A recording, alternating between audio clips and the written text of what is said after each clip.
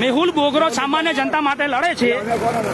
તમે તો મને બાપનું કીધું છે, તમે તો દાદાગીરી કરી છે.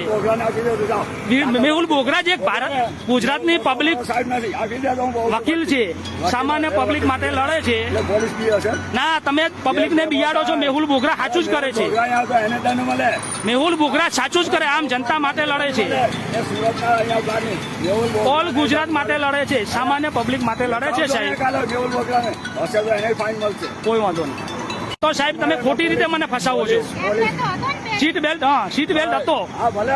શું મારી પત્ની કહે છે કે સીટ બેલ્ટ હતો, અને હતો જ.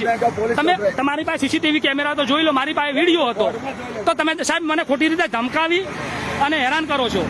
તમે આવી રીતે ખોટું કરો છો સાહેબ.